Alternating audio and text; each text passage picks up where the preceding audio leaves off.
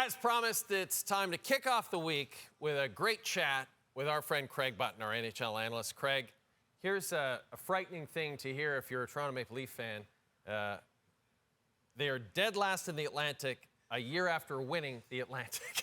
And we're in March, Craig, now. We are in March. So the question for you is pretty simple.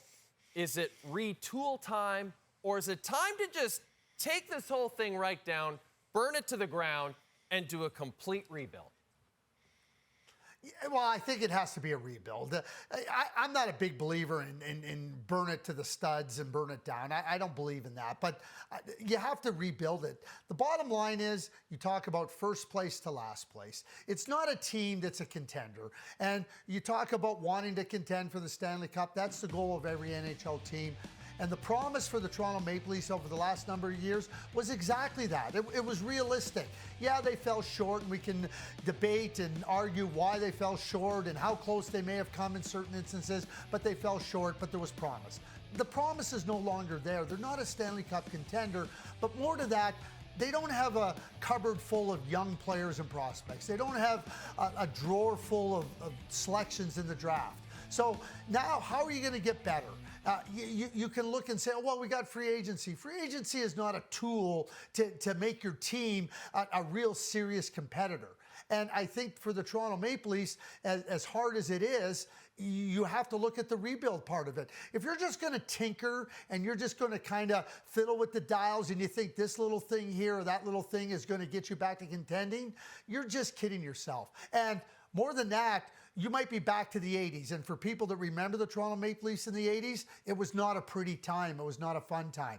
I'll go back to 2014, to what Brendan Shanahan did. He said, hey, listen, we got to do the rebuild here. Mike Babcock came in and said there's going to be pain. I think that's exactly what awaits the Toronto Maple Leafs. And I think that that's the reality that they're facing.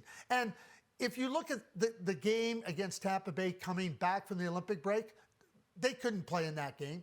They go the next night to play against the two-time defending Stanley Cup champions, the Florida Panthers. They couldn't play in that game.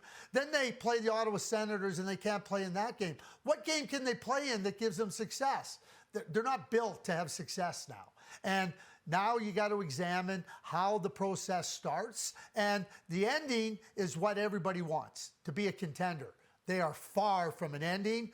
And if you're going to just be the retool point of view, you're going to be in a whole lot more hurt, and it's going to be a lot of pain for a lot longer. Edmonton Oilers made it to the Stanley Cup final the last two seasons, and yet we are starting to wonder if they are even a contender anymore, Craig. They have lost 5 of 6, but maybe more alarming than the losses themselves is the number of goals against that they are giving up, and that was something that was actually addressed after a loss to San Jose on Saturday afternoon.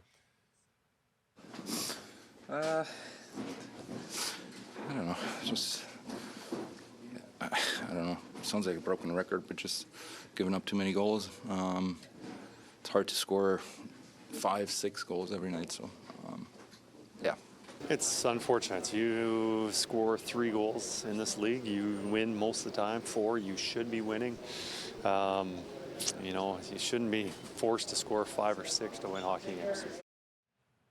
Okay, so Craig, the coach knows it. One of the star players knows it. It's not a championship-looking team right now. But again, I don't know that they have the cap room to really maneuver and do something truly significant to improve this decor. And certainly they already made their move for a goaltender, and it's not turned out well for Tristan Jarry. You know, how would you even tackle if you're Stan Bowman trying to improve this club as we head into the postseason? Okay, so there's 2 parts to this, and I'm going to deal with the first part into your question. So they made a move that changed the goaltending. It hasn't been better, it's been worse. So that's something, and you got Calvin Pickard in the minors. You can say, oh, go get a goaltender. Well, you know, I don't see that as something that's really realistic. You watch Jake Wallman, I don't think he can play the right side very well. Darnell Nurse is struggling. He needs somebody that can give him just a little bit of stability around him. And so I think that that's the first thing you got to look at is getting Wallman into a better spot. That might be bottom pair left side defenseman, get a right shot defenseman, see what the cost is. But just that type of a move gives you a little bit more strength in your defense group.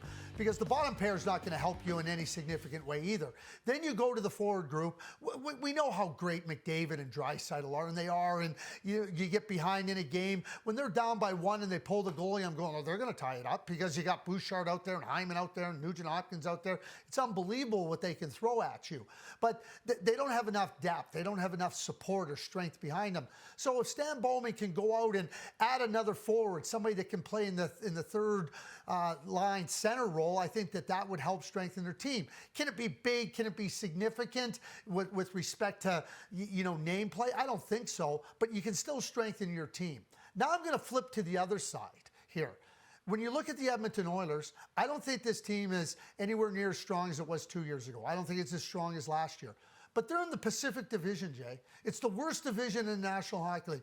There's no juggernaut in that division. I mean, nobody's running away with it. The Vegas Golden Knights have terrible goaltending. They're struggling with that. So when you start to look at the Edmonton Oilers, they're going to make the playoffs. And you start to think about the path through the Pacific Division, like, I would bet on the Edmonton Oilers to get through the Pacific Division. Where does that land them? That lands them in the Western Conference Final again. And now you got a team coming out of the Central Division. The challenges are great there, maybe beat up a little bit. But more than that, 97 and 29 are in the conference final again with another chance to get to the Stanley Cup final. Are you going to bet against them? And you put Bouchard and Hyman and Nugent-Hopkins out there? Like, this is a team now that all of a sudden, find a level of play. If they get a little bit of strength on the blue line in addition, or up front with a third line center, all of a sudden, a team that isn't nearly as strong in my view as it was in previous seasons, because the Pacific is so weak, they might be able to do it. So I don't think that Stan Bowman has to go out and do something magnificent, but I think a little bit of strength would help them. But this is something that's wide open, and this is not the Pacific Division of a few years past. This is the Pacific Division that's much weaker, Edmonton Oilers included. Excellent points, Craig. The Oilers are home to face the Senators Tuesday. As for the Maple Leafs, they will host the Flyers on Monday night.